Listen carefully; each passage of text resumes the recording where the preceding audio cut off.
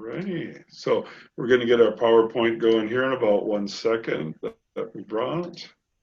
And I'm just really grateful the topic is forgiveness because I've been doing this I had hair when I started doing this. That's how long I've been doing this. And so, but I've never had this thing happen where the machine just crashes just as you're ready to go on. It's like, and so, well, we both know that our adrenal glands work very well now after that little thing. And so welcome.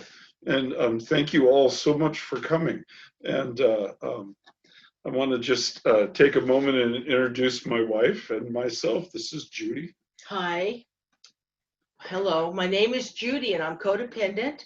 And I'm really glad to be here today. And together we can all work on improving ourselves and the outcome of our relationships. So I've been in CODA for quite a few years, and Scott and I have been married for almost 24. And this year will be 24, next year's 25, and we blended a family. I had 2 children, and he had 2 children.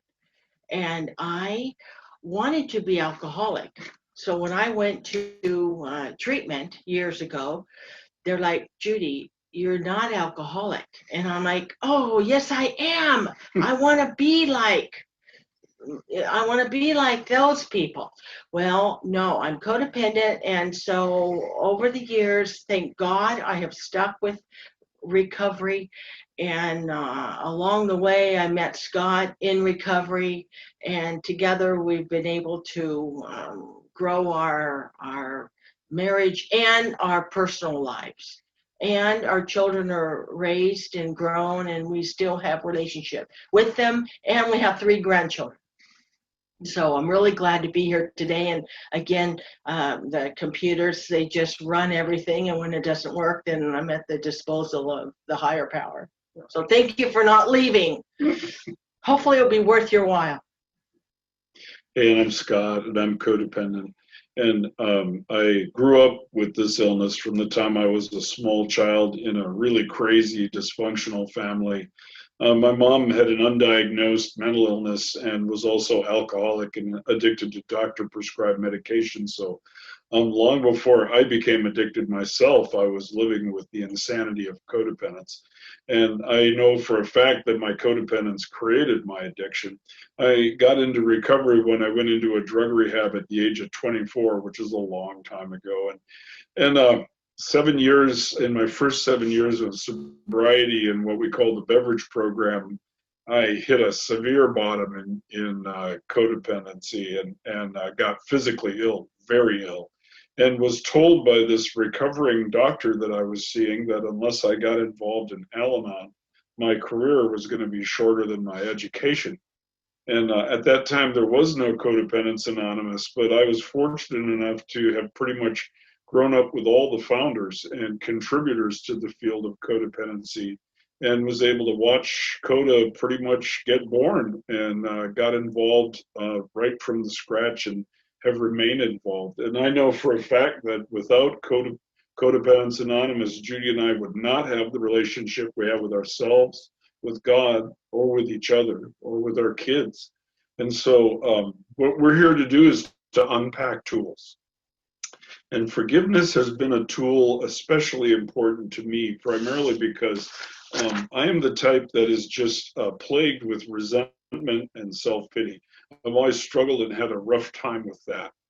And also fear. Maybe Judy can talk a little bit about that. But having wrestled with that, forgiveness is really one of the best keys to personal growth and healing, especially if you're a person that experienced some trauma in your life, especially if that started early on. I'll talk about fear and resentment in just a minute, but I want to let Judy talk a little bit about fear. And for me, I've learned through this precious group from Arizona that codependency is an addiction to fear. And boy, did I really understand that. It really helped put things in place for me when I can understand where these things come from, where my my behavior comes from. And so I work daily at not living in fear. And today I can say that I don't do that. I take visits to it now. And I know when I'm in it, and I know what to do. I can turn it over to the higher power and forgive myself. Another thing that I'm learning to do as well. And I've also learned that resentment is like taking poison and waiting for the other person to die.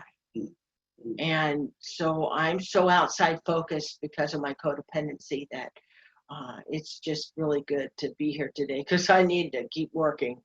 And I'm never leaving. I'm here until the end. Really good. Oh, just a sec.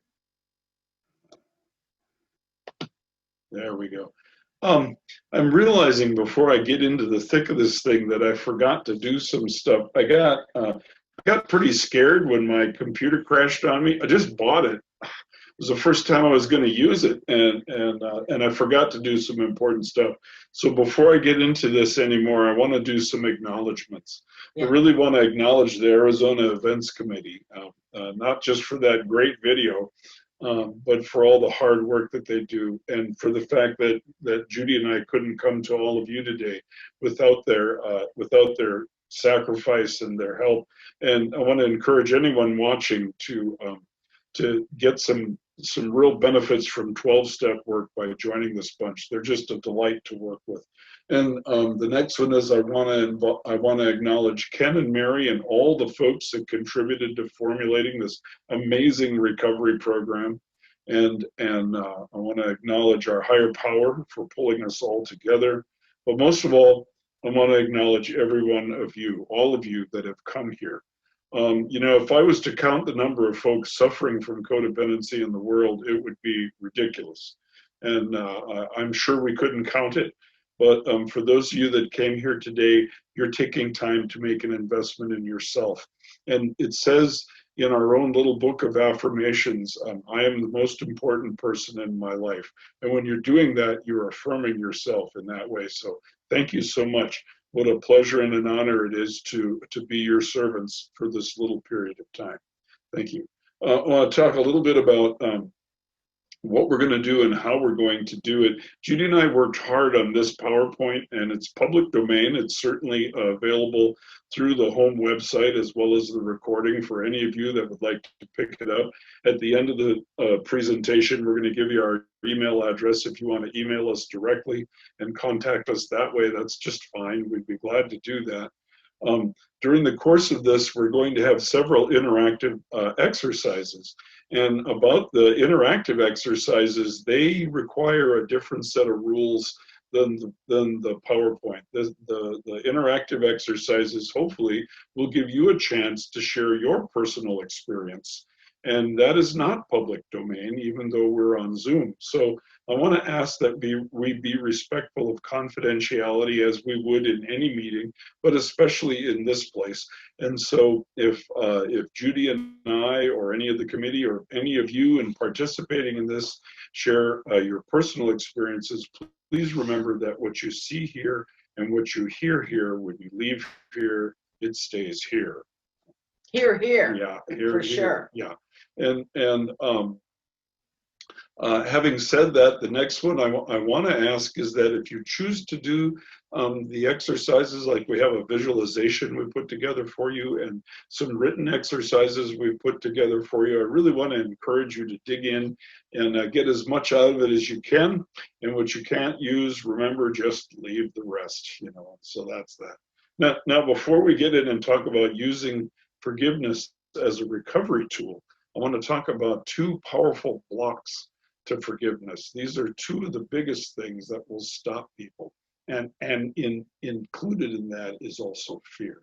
Okay, so I want to talk a little bit about resentment. Huh?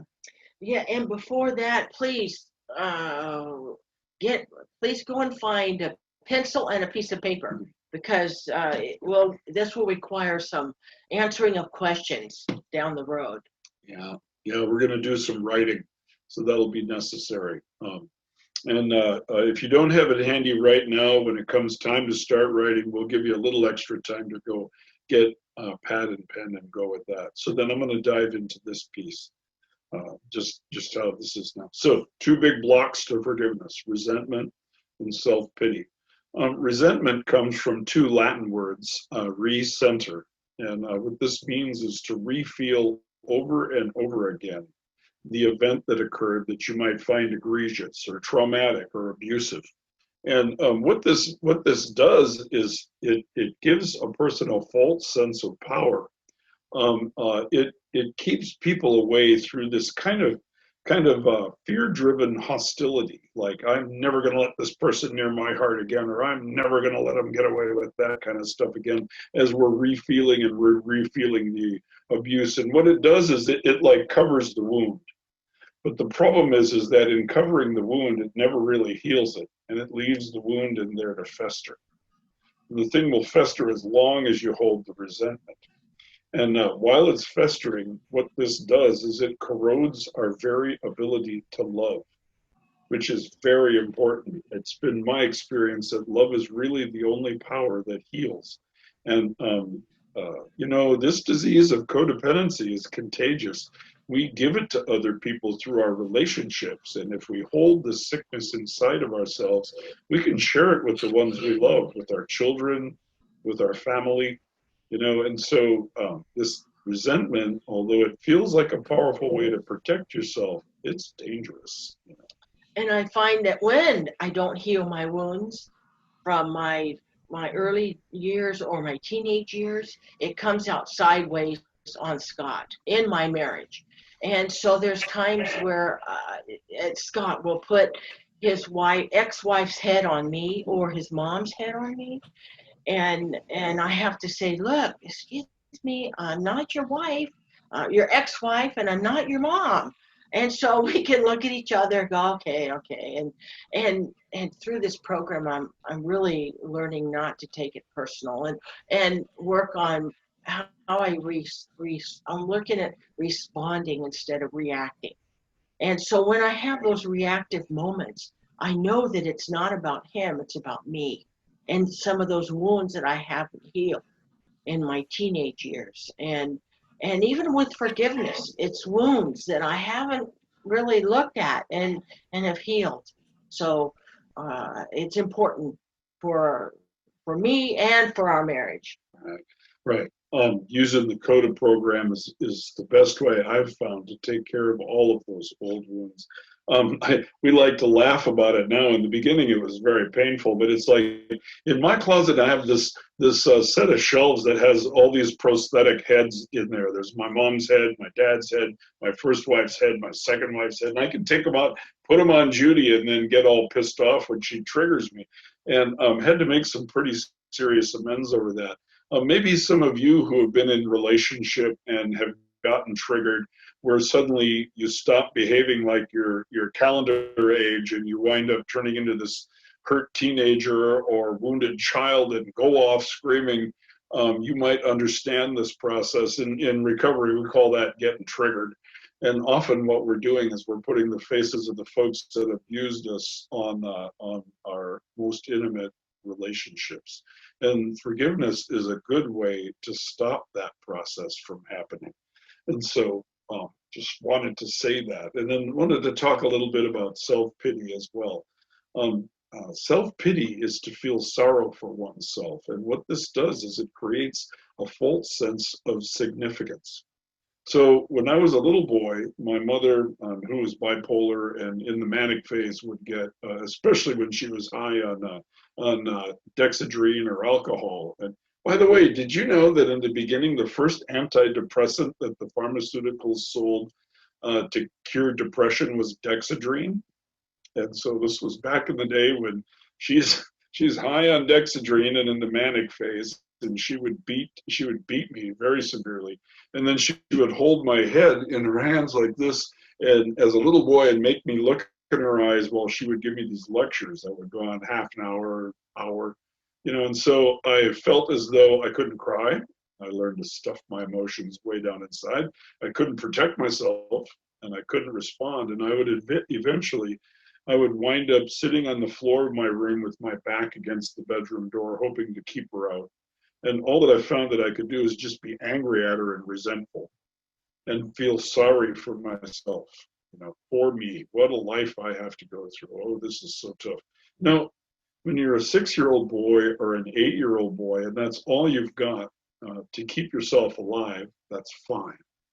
I remember it being so bad that my codependency, I got suicidal at the age of 7. That was the first time I started thinking about it. And this disease can be really rough, but for me, this was a survival tool. Well, now as I get older and I get in recovery, I find that the old tools I used to survive with are really not useful anymore. In fact, they can get dangerous. Like for me, what I'll do is I'll make an idol out of this false sense of significance. Like it feels so good to feel sorry for myself, and I can kind of feel really significant like this, but it's seductive in its power. And I find that codependency really only has 2 ways it can take power away from you. It can scare you, or it can seduce you. Okay, and resentment and self-pity, watch out for that, and be careful. Right? And with me, I go into fear more than I do self-pity. And it's paralyzing. It really can choke me in my neck. And Scott can see when I'm in fear. He'll say, "Okay, what's going on?" Well, I'm afraid that my son won't love me, or my kids won't love me, and so we talk it out, and that really helps a lot. But prior to recovery, I just stuffed it all, and it was terrible. But today, I don't have to do that. Yeah, absolutely. All right, I think I'm ready to move into the meat of this. Huh? Yes. Okay, so I'm going to talk about forgiveness. First thing I want to do is I want to spend a little time talking about what forgiveness is not. I was told by my sponsor and several of my friends that what I needed to do is forgive my mom. And as I went down the road, I found it necessary to forgive my first wife and my second wife, and we raised kids, and I found I needed to forgive the kids. And there was a long time when I wasn't ready to quit being resentful or full of self-pity. I just would not forgive them. But what I realized was that I had learned a lot of dysfunctional myths in my family of origin about forgiveness. When I was growing up, I thought that if you forgive somebody, it's like condoning what they did. And forgiveness does not condone abuse. Well, and even if I ask for forgiveness, the other person might not even care, or they might not even accept it. But it's for me. It's for me, not for them. Right. So forgiveness also does not justify the wrong. I told myself I would never forgive this person because if I did, it would be like saying what they did was appropriate. I grew up in a family of top dogs and underdogs, where the person that was abusing me was the top dog and I was the little underdog. And I was always, the only way the top dog can stay on top is by taking power away from the little underdog. And if I was to forgive them, it would be like justifying them and reaffirming that they're going to be the top dog. Well, and sometimes they say, well, what I won't ever get angry again. Well, no. Sometimes I'll go into anger because it's just part of being human. And over time, the anger portion of the encounter will dissipate and it will lessen. And that helps a lot. And forgiveness is a process. It's a process, and the hurt will diminish over time, like I had said earlier. Thank goodness. And it's a choice that I've made. Forgiveness doesn't reduce evil. I had this crazy idea that if I forgave somebody, maybe they'd change. Maybe they wouldn't be so vindictive, or maybe they wouldn't break my trust, or maybe they would somehow turn into that person that I really wanted them to be. And that is simply not true. I can forgive someone, but it's crazy for me to expect that that's going to affect any kind of change in them. Forgiveness is really all about myself and my relationship with my higher power. And forgiveness is for my inner freedom, because if I hold on to resentment and not forgive, then I am a slave. So it is good for my inner freedom. Right. Right. The next one is thinking that forgiveness might rectify the past. It doesn't. It does not make abuse correct. It does not make wrongs right. It does not make trauma untraumatic. It simply acknowledges that the thing occurred and helps me to get unhooked by the power of whatever it was that went on. And we can forgive and get out of the way. The higher power takes it from there. Although there are boundaries that I can have. Okay, so I can remain safe. Yes, I can forgive and still remain in a safe place, because I'm learning boundaries and what is safe for me now. Whereas when I was a little girl, I didn't have all that choice, but today I do have that. Mhm. And also, it's a decision. It's a decision, and I may need to forgive the person again and again. It doesn't happen just once. And I was told it's not 7 times, but it's 7 times 70 that I need to be reminded to forgive the same person.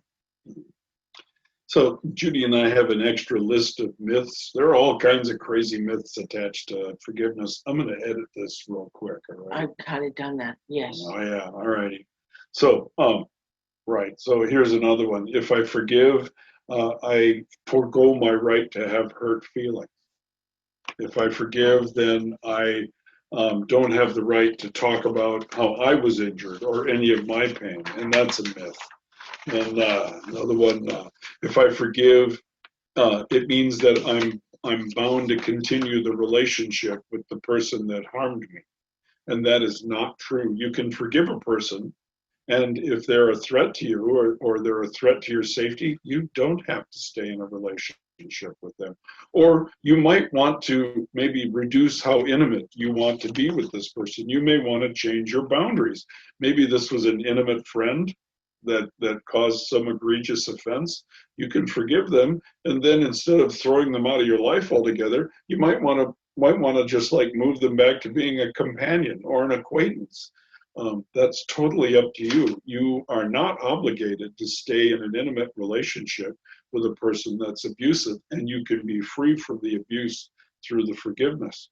We have many others, but I'm looking at the time now, and I see that we're already up to 2 o'clock, so I'm going to get into what forgiveness is, if that's Yes. right? And it just so happens that yesterday, as I was doing my daily reading from In This Moment Daily Meditation book, this is Coda for August 21.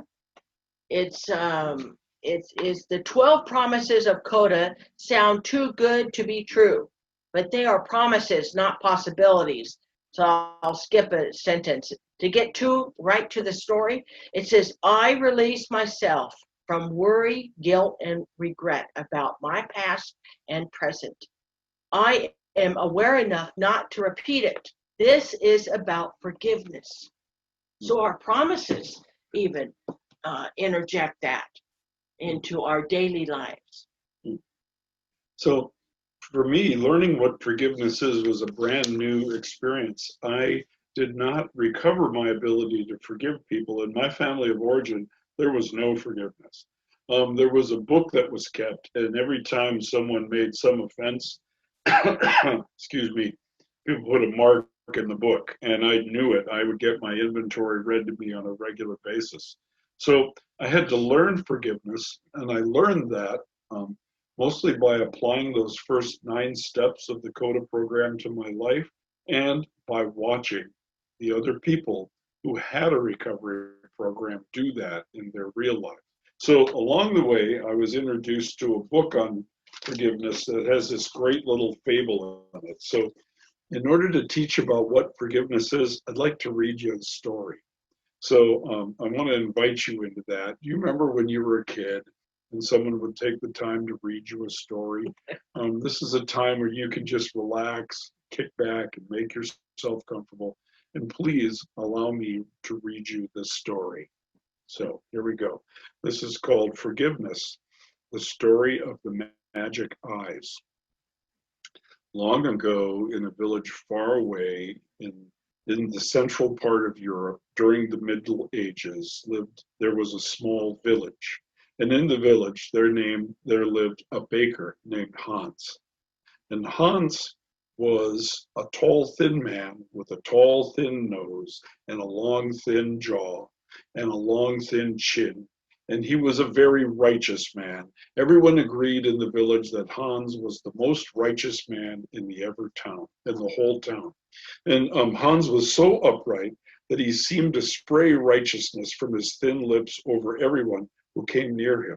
So the people in the town preferred to kind of stay back a little bit. Hans was intimidating with this righteousness he held.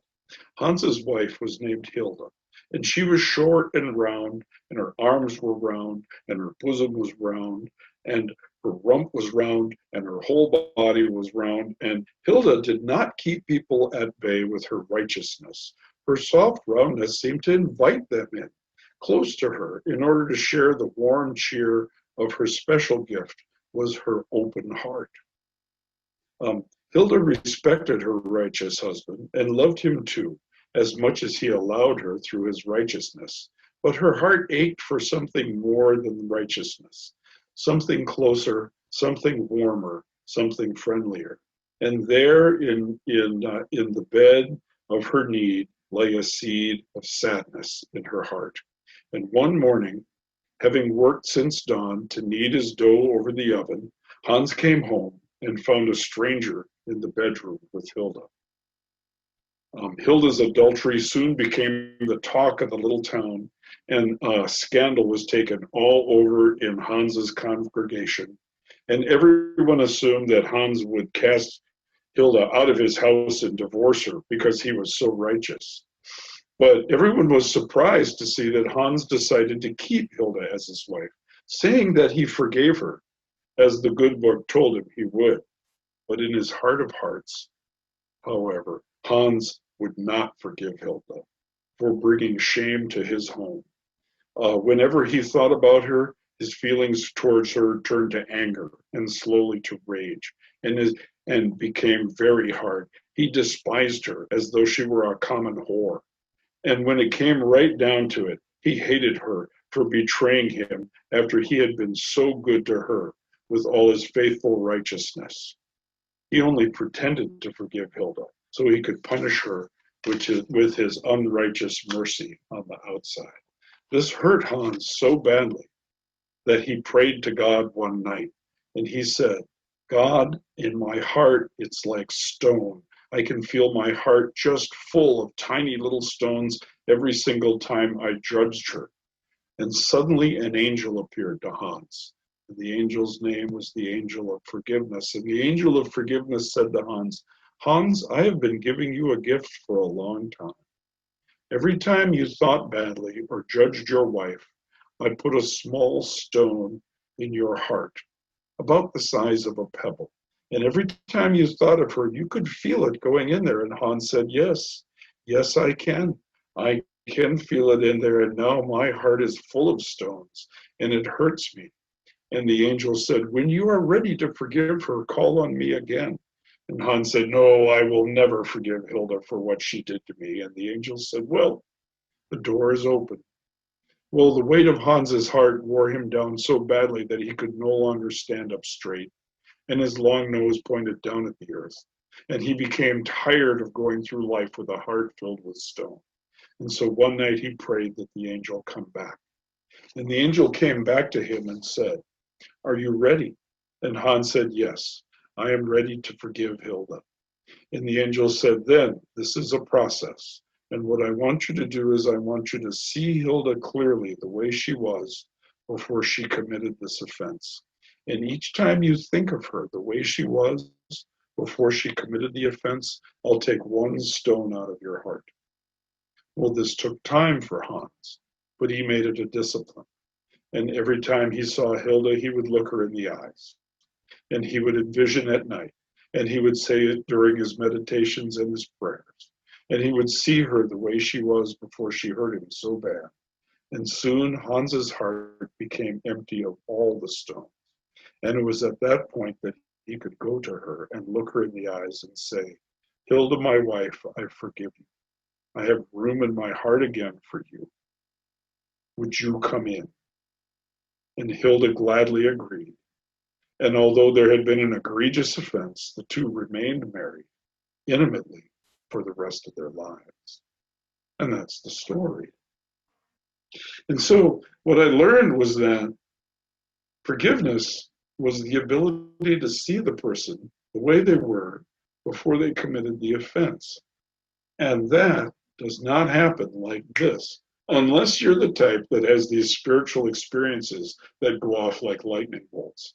It might happen for you, but it didn't happen for me.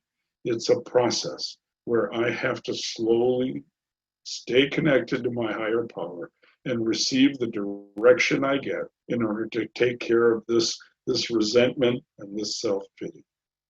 And I know for myself, as I've learned in this program, that if I don't work on my childhood issues and my teenager, then I'm not able to forgive my care providers, my mom, my dad.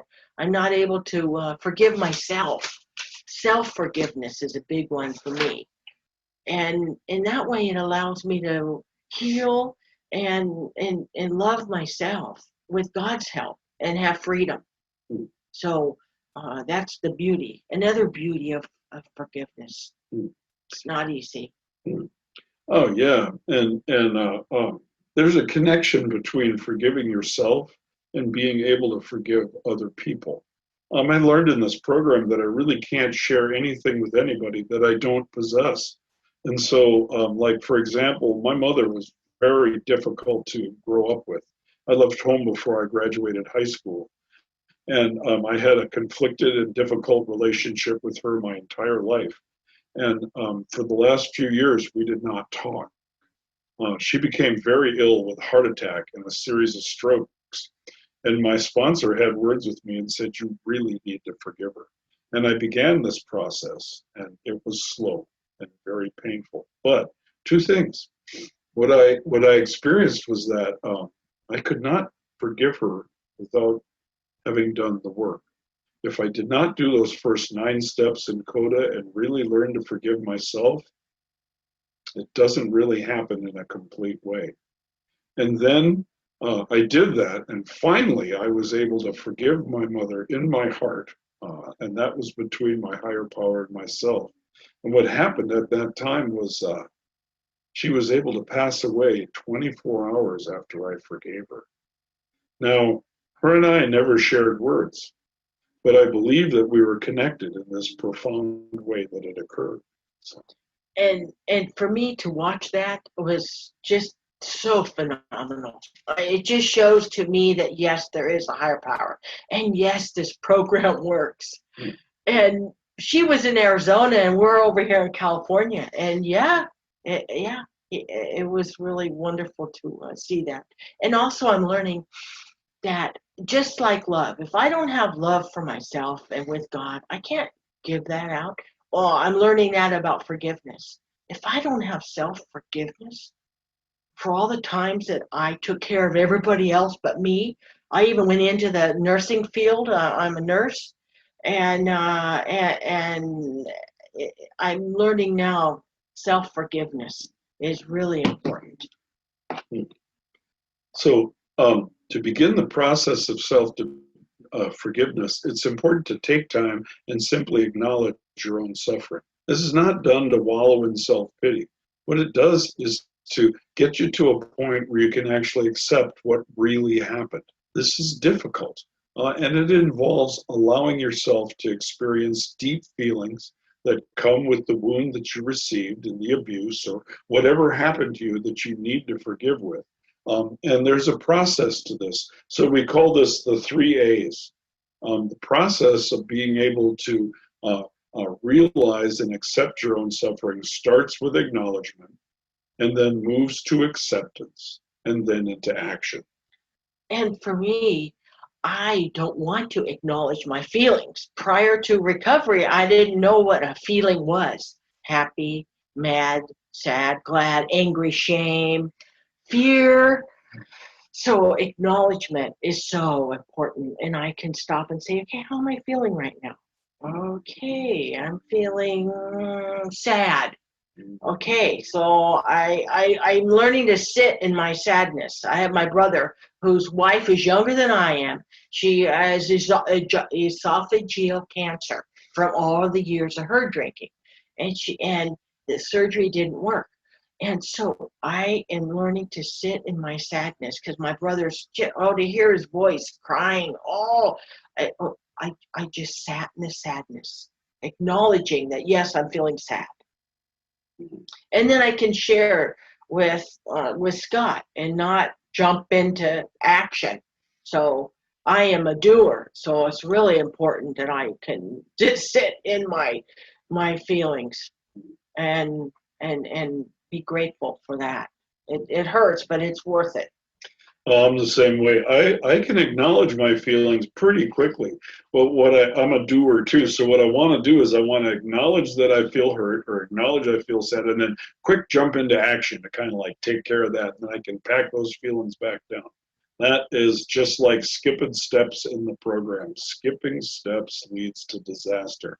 And so the process of forgiveness starts by acknowledging my own suffering. And that means acknowledge what happened on an emotional level, accept what goes on an emotional level. And once I can feel that I've made that trip from my head to my heart and I have some integrity going, I'll know what action I can take.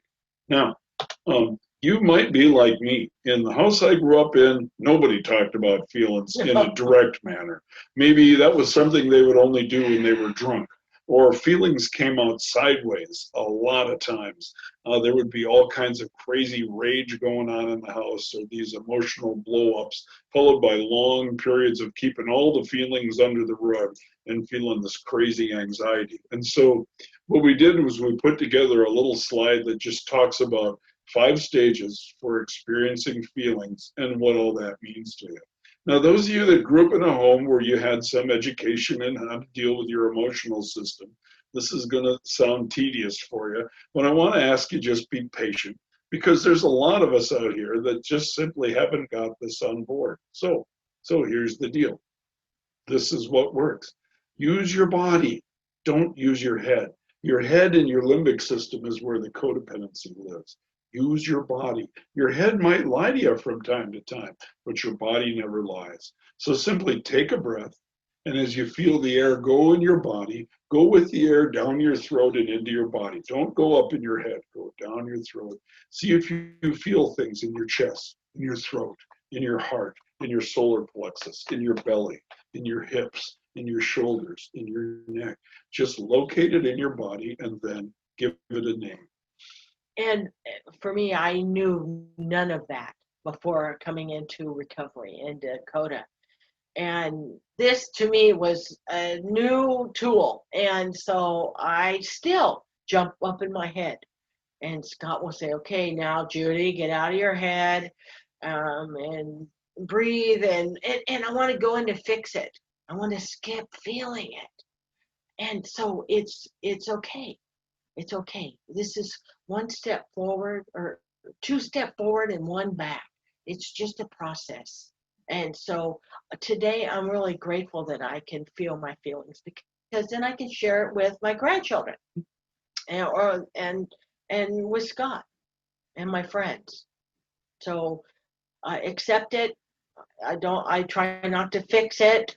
Uh, and what Scott said, to breathe and to go in my throat and into my chest. Like right now, I'm feeling sad for my brother, but that's I got to get back into my body, and that's nice for me to know that I have tools. Right. Sometimes I have to literally tell myself it's okay to feel, because I've been told so many times from the time I was a little boy playing sports, suck it up, big boys don't cry, get a lid on this stuff, stuff it inside. You're good on the outside. Look good. Suck it up and look good. So I got to tell myself to this day, it's okay to have an emotion. A real man has some integrity. His heart and mind line up. So I'll give it a name, and then I have to tell myself it's okay just to feel. And then the next thing is just allow it to happen. Every human being alive has a natural process in the way that they handle their own emotions. I I handle my emotions differently even day to day. I handle my emotions real different than Judy. Well, yes, and what I've learned in this program is to do emotional release work. So when that shame does come up, I know now who to give it to. I didn't I wasn't born with it. I learned it from someone. So by being aware of the shame and having the tools to learn how to give it back and to keep my power, that is so worth it. It's so worth it. It hurts, but it's worth it. And for me, I will have a feeling and I'll cry. So for 2 years, my mom died 2 years ago. I haven't really worn mascara because I never know when I'm going to cry. But I'm wearing mascara today. I mean, I'm slowly healing, and it's just really wonderful to be on this recovery path. And again, I am not leaving because the benefits outweigh whatever else is left behind. So I just want to thank Ken and Mary for the workshops they've put on that we've been able to go to on emotional release work. And I'd strongly recommend that. While our founders are still alive, if you can get on something like that, go for it. It's good. Okay, so the next thing is that it's important to realize that feelings aren't reality. They're our reaction to reality. And they're important because they're deeply connected to what things mean to us. And in fact, the way the human brain works is we make all of our memories and most of our habits from our emotions. So as soon as you let yourself have a feeling and you let the thing just happen, it's important to reflect on it. Take a moment and just ask yourself, what does this feeling mean to me? And take a good look at that honestly. That's a time when it's good for me to get out the pencil and write it down. Because sometimes the meanings that I have might be connected to some old belief I've got that I learned in my family of origin that's dysfunctional. Sometimes the belief I get from my emotions might be something that's really near and dear to me. And then it's important to find another person and just get honest. Emotional honesty is where real spirituality lies. Absolutely. And also intimacy. Intimacy is into me. So by sharing these feelings with a safe person, I'm learning to go inside. And with codependency, I've been outside all my life. And there's that Katie Lang song, I'm outside myself. So I just constantly have to go in. And I know that all of this is inside work that needs to happen and Right. heal.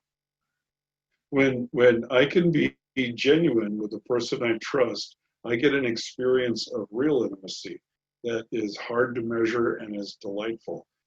It says in our promises, my life will improve when I learn to trust trustworthy people. And that is the deal. Yes. Okay, so Judy and I put together a little visualization on forgiving yourself. We did this with a lot of intent. We have other exercises on forgiving other people coming in the rest of the workshop.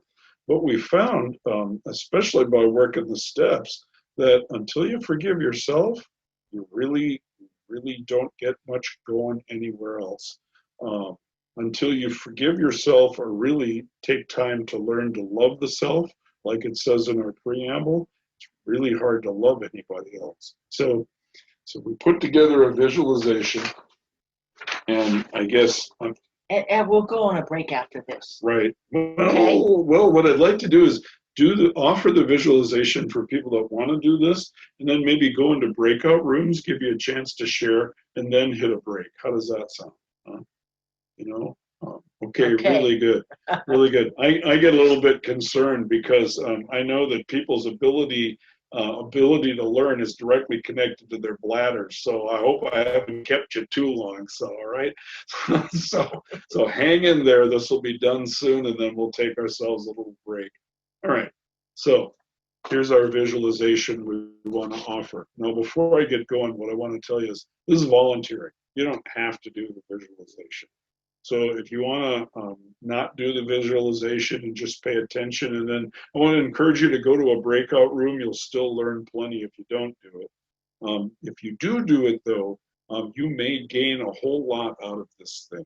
And so I want to encourage you. I just want to ask, if you're going to do the visualization, please follow through as closely to the suggestions being offered as you can.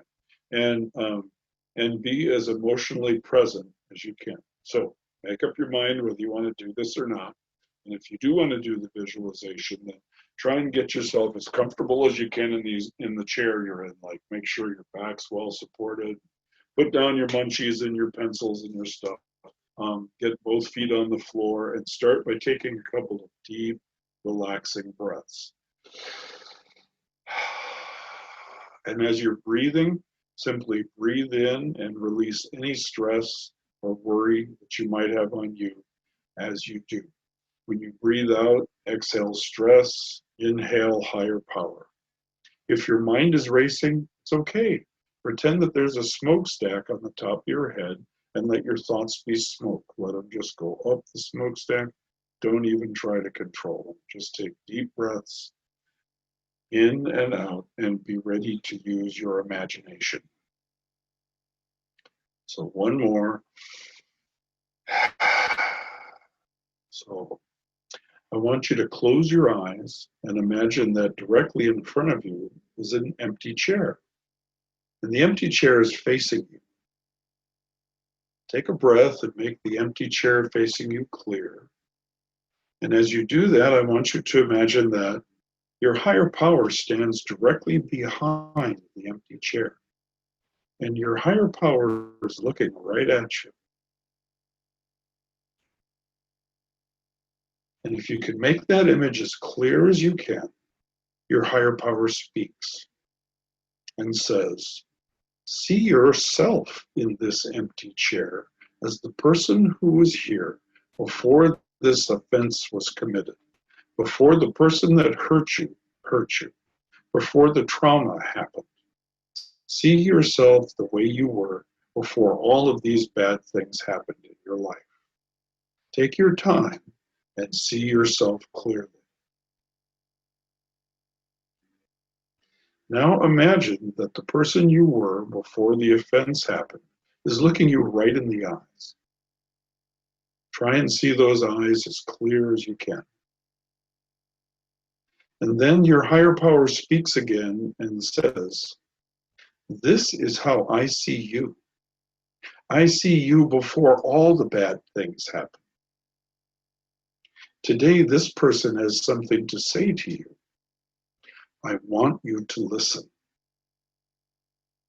And then this person you were before the offenses occurred looks you in the eyes and begins to speak and says the following words. I love you just the way you are. You were wronged. You might have had some part in it, but you did not deserve the abuse. You did not deserve the shame. You did not deserve the trauma. You are still just as lovable. You are not broken. You have survived, and I admire you for that. You made mistakes, but I forgive you. I love you. I miss you. I want to be with you. And then your higher power speaks and says, I forgive you too. Will you accept our forgiveness? And your higher power and your former self hold out their arms and offer a hug to you. Now, at this point in the visualization, you must choose.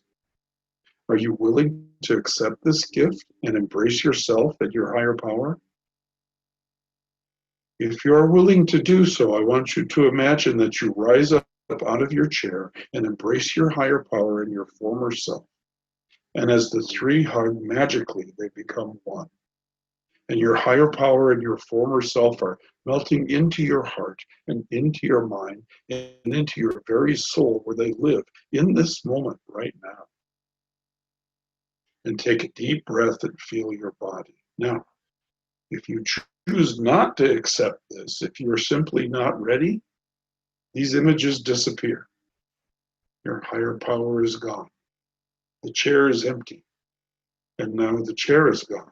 But be aware of your choice. Maybe you weren't ready.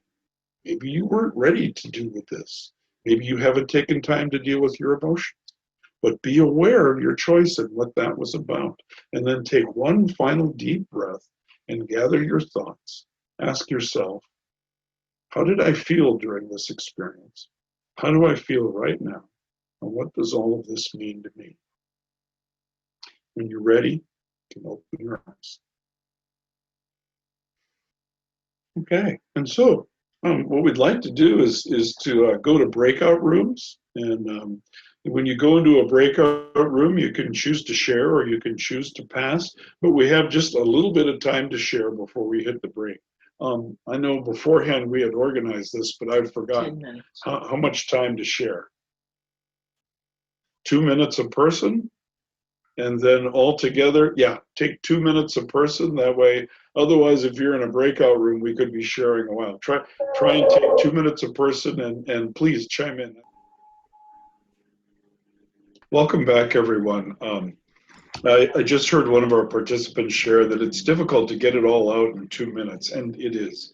And I want you to understand that we have just a short time to be with you, but you have all the rest of your life to work your recovery program. And I really hope that what Judy and I have to offer wakes up something inside of you that you can use after this. So I want to encourage you, if you didn't get to say or experience everything you needed to, please invest in yourself and do that and use your support network. And if you don't have a support network, get yourself into a meeting on Zoom and ask for some contacts, because the fellowship is just as big as the written stuff in the steps. And you are the expert in your life. And however you need to interact with forgiveness, that's between you and the higher power. And that's the beauty of the program, is you work at your own speed and pace and boundaries. Like we were saying, be able to say something clearly in a short amount of time is good for me to learn to do. Yeah. Well, I'm interested to hear everybody's reaction briefly, and then we have some more exercises that we're going to offer you. But we've been sitting a long time, so what do you say we take a break at this point, huh? I especially appreciate what you said about, doing resentment or self-pity is really just another way to act the victim. And in the home I grew up with, I was never told that I had a choice. I didn't have to be a victim. In CODA, I learned that I don't have to be a victim, and I don't want to be. I don't like how I look when I'm being a victim. And like Scott had said earlier, with this disease, I can emanate it out, whether it's healthy or not. And so I hear you, Sharon, just spooning out healthiness here. And that's really contagious. Yes. And I like that energy around you. That's really cool. Thank you. Well, for me, like what you were saying, how do you experience those feelings? I just sit in them. I just have to, I choose to sit in the feelings and to feel it. And to feel through this program, I've learned how to deal with anger. I've learned how to emotionally release work and give it back to where it needs to go, and to empower myself, my little girl or my teenager, and to share it with a trusted person and God, the higher power. And over time, for me, it has diminished, and it's not so concentrated. It diminishes. It's not as strong, the feeling, and there's days where there's more and there's less. Life is a continuum for me. Yeah. I was raised in a house full of ragers, and I became a rager later on down the road, and had to do some work with that. And uh, went out and sought some therapy as well as worked it through my program and found some helpful stuff that I can share. Hopefully you can find something helpful in this, but there's a difference between anger and rage. Anger is a normal, healthy emotion that most people feel several times a day. Rage is not an emotion. Rage is actually a behavior, and it's connected right to our patterns. Rage is something that I choose to do by puffing myself up into this big ball of anger. I'll puff myself up, and then I'll use it to either control what I'm feeling or control what you're feeling, or both. And I can do rage by being silent. There was this like horrible walking on eggshells silence in our house. I can do it by withholding, like I call it emotional maiming. Sometimes with Judy, before I did the work, I'd do this thing where it was like, I'm going to withhold my love and affection from you until you goddamn do what I want you to do. It's abusive, you know. Or you can just go outright screaming, ranting, and waving your hands, or screaming in your head, you know. But that is a behavior, and it is very much connected to the control patterns. Rage is a behavior we do that's a dysfunctional coping mechanism we picked up in our past that tries to control. Like I use rage. I've used rage as a way to try not to feel toxic shame. And so it's important to sort that out. And then I had to learn how to be honest and direct with my anger and my hurt.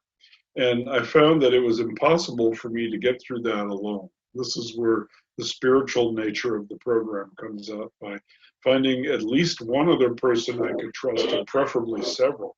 I had to actually talk my feelings out or write them out and share that with other people. And I found that if I simply allow myself to feel it and share it, I can heal it. If I use rage to stuff it back down my throat, if I can't feel it, I can't heal it. So I hope that helps you.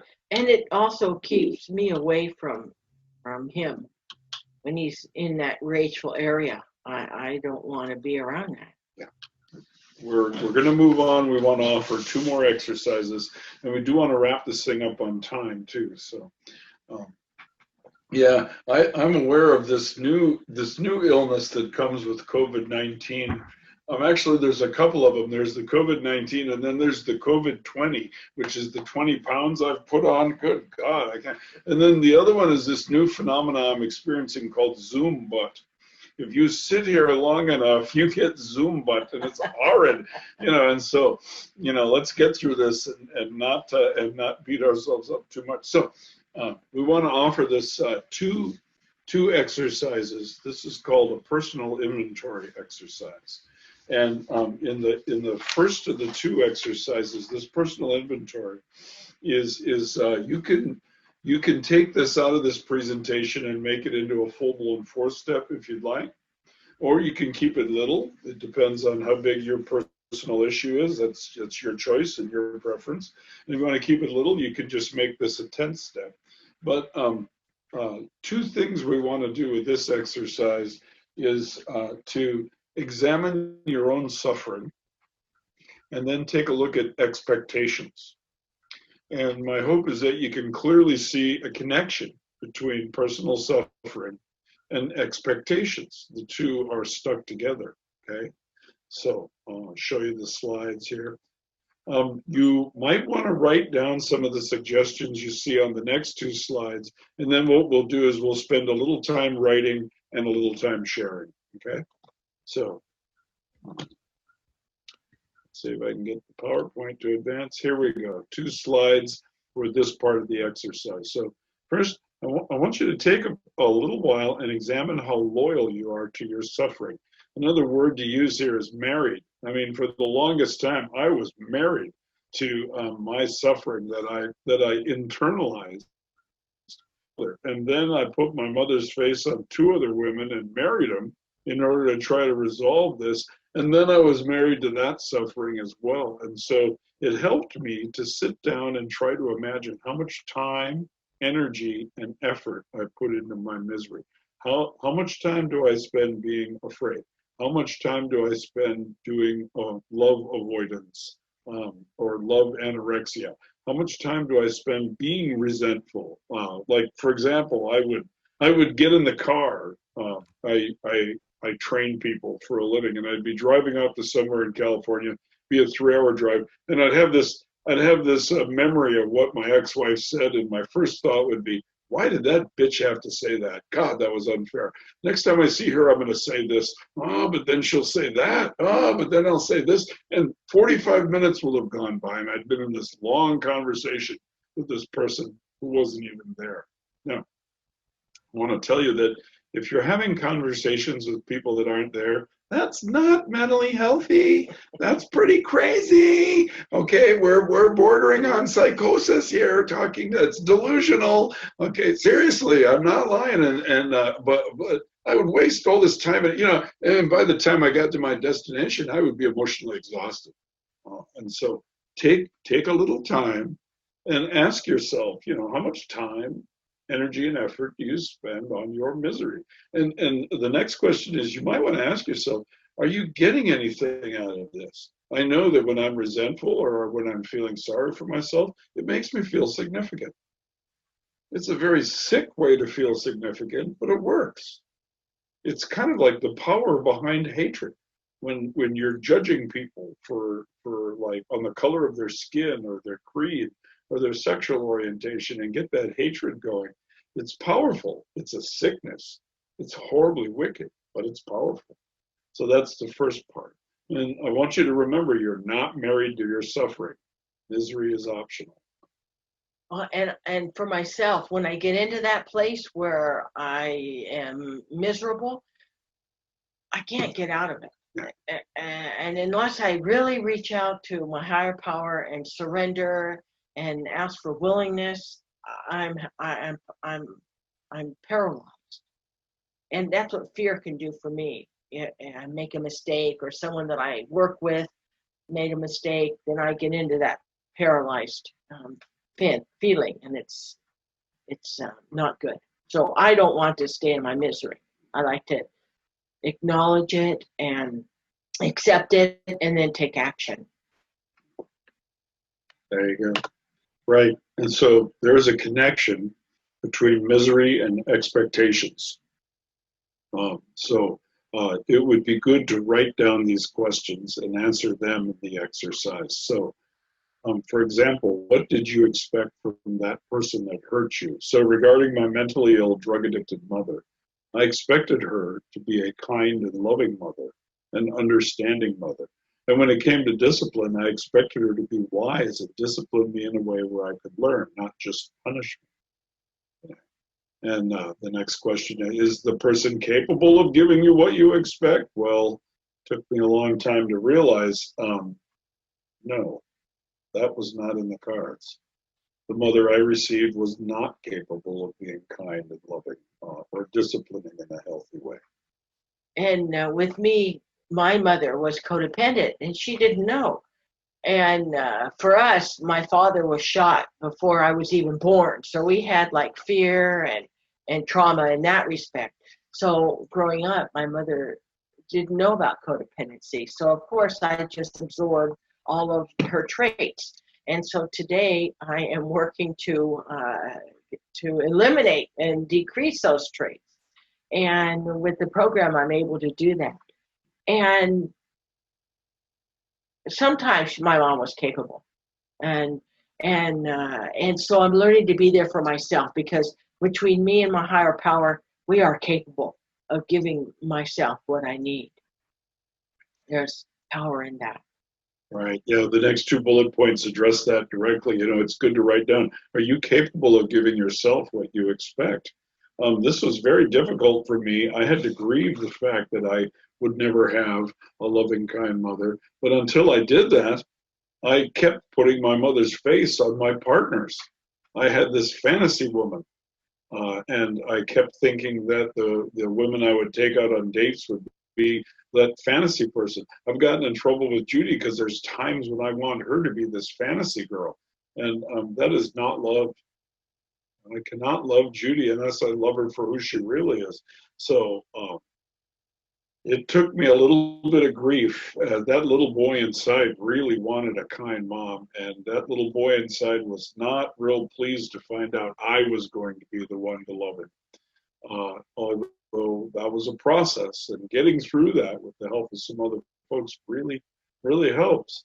And so these days, it is my responsibility to give me what I expect, and what I can do. I know my higher power is capable of that. So the last one, where did you go wrong? That's probably, I'm not comfortable with how I worded that. You know, I don't like it. What that's intended to do is to see where I cross the line. And that we're talking about boundaries. I can get through the process of forgiveness better when I have better boundaries on my expectations. I no longer expect my mother to be kind and loving.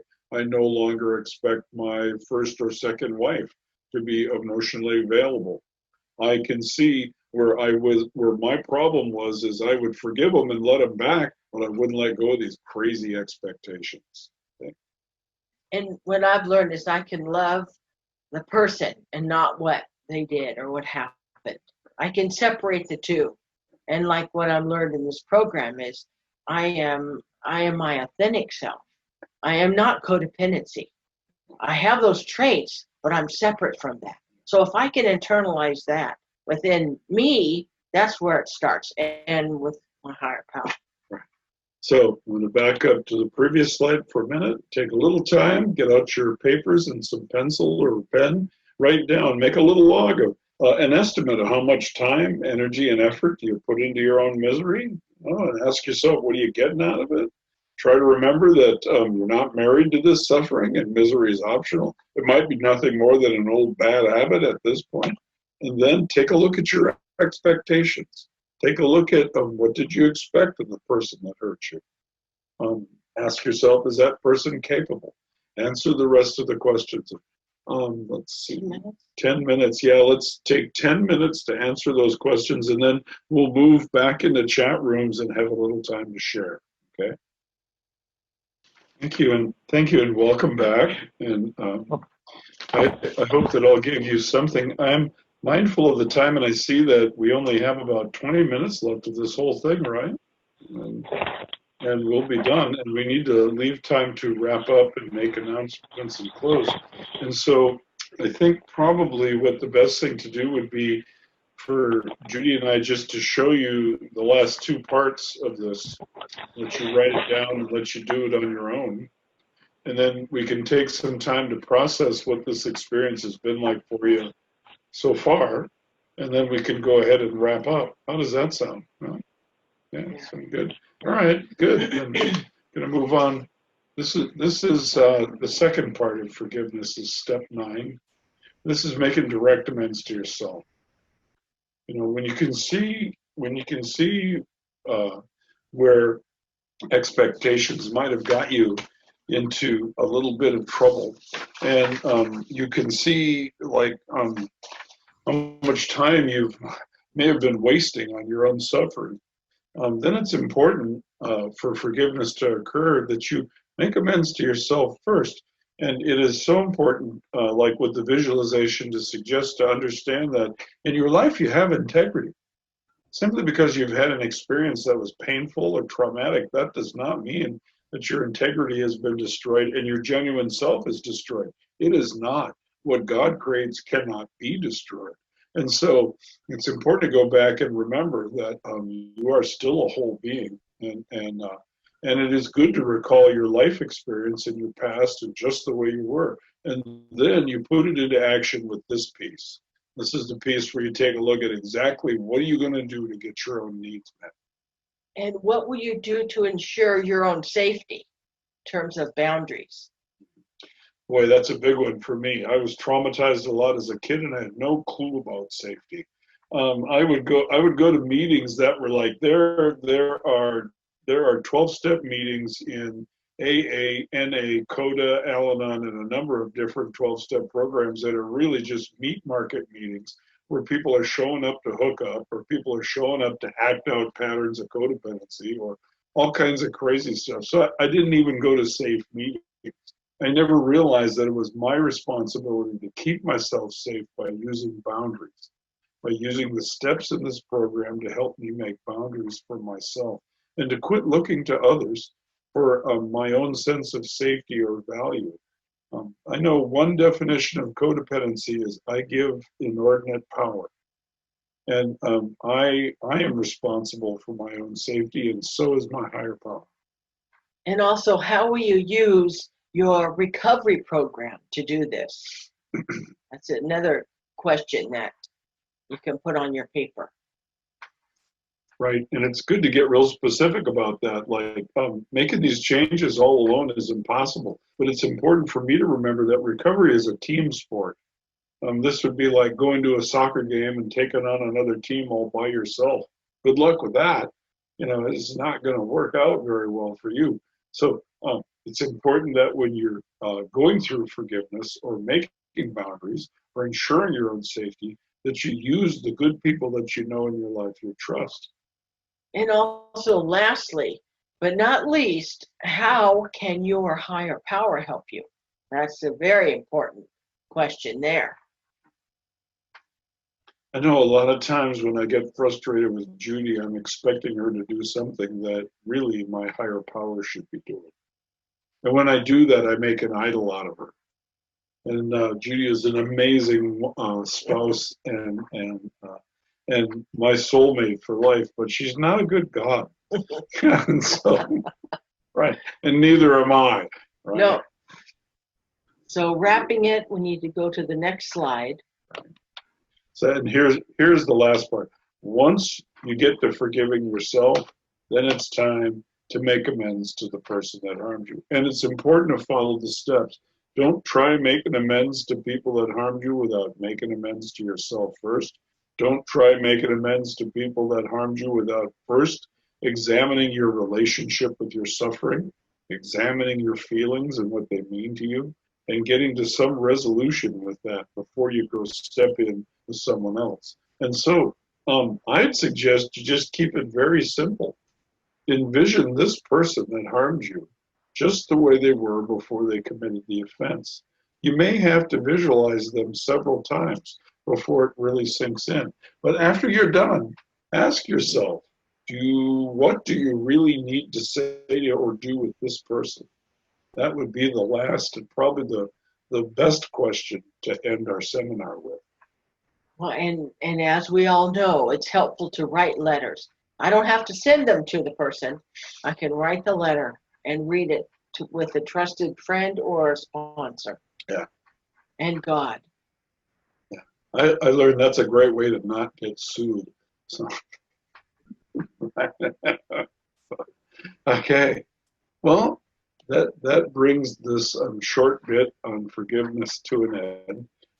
I want you to know that we sure don't think that we've got the end all or the be all on forgiveness, that we realize we know only a little and more will constantly be revealed. I saw in the chat room that someone found this presentation by Ken and Mary on forgiveness through the UK site. So you may want to go in the chat room and catch on to that. And also, in your own life experience, there's so much more. But I know, like for Marianne, I felt inadequate because I didn't have the time to really respond to your question or anyone else that wants to talk to Judy or I. Here's our email. That's the best way to do it. You know, and I'll leave this slide up a little bit to get you a chance to write it down, get a hold of us. And then I see it's a quarter till, and I'm sure that leaves us some time to process this whole experience and also to do what we need to do to close. Well, you know, Ari, I can tell you how I do it, you know, and take what you could use and leave the rest. I know that deal about seeing forgiveness as minimizing your feelings. It's a nice way to escape them, stuff them down inside. Problem is, it sets up this dysfunctional cycle. It just keeps going round and around and around. The emotions will come back. Sometimes they feed right into chemistry. Like I have this sick chemistry where I'm attracted to people that are just incapable of meeting my needs. And I got this in the home where I grew up in.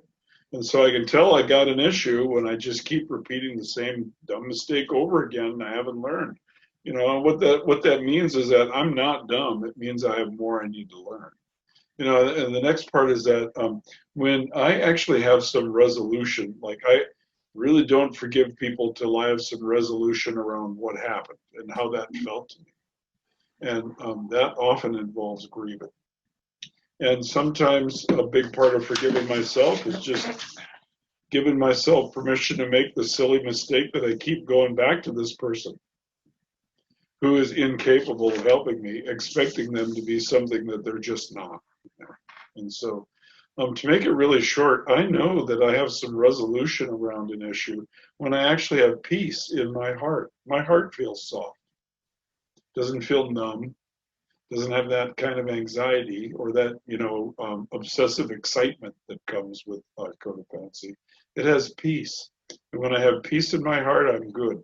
And then when I have peace in my heart, I can forgive that person. And I can do that by either going face to face with them, or if that's not a good idea for me, write them a letter or just sit quietly with my higher power with me and do that as a meditative reflection. So hope you found that helpful. And for me, it's staying in the here and now, in this moment, in the moment, and breathing and feeling my feelings, what's going on, and praying. And that's how I get guided through that. Okay. Wow, that's courageous of you to share. And I know with me, the codependency it follows me. And I'm never going to really get rid of it. So I've learned to become friends with my codependency, whether I'm at work or at home or with the grandchildren or with my son. So for me, again, I have to stay in the moment and breathe and pray to God. And if I know that I'm triggered around my family, I really I'm careful. I really know to be extra careful and to put those boundaries up, like they were saying about, the forgiveness. It's not going to go away. I need to be active and participate. So I think we're out of time. Right. Thank you all for showing up for yourselves. Thank you so much. I want to remind you all, a whole bunch of this gets better about the time you hit step 9. So the elevator to serenity is broken. You have to take the steps, right? So, and what I've learned lately is don't come back, just stay. Yeah. Just it's been so much fun for me to be here with you, huh? Very much. Yeah, really wonderful. Thank you for letting us be your servant for the afternoon. Thank you, Arizona Committee. You guys are amazing. And so,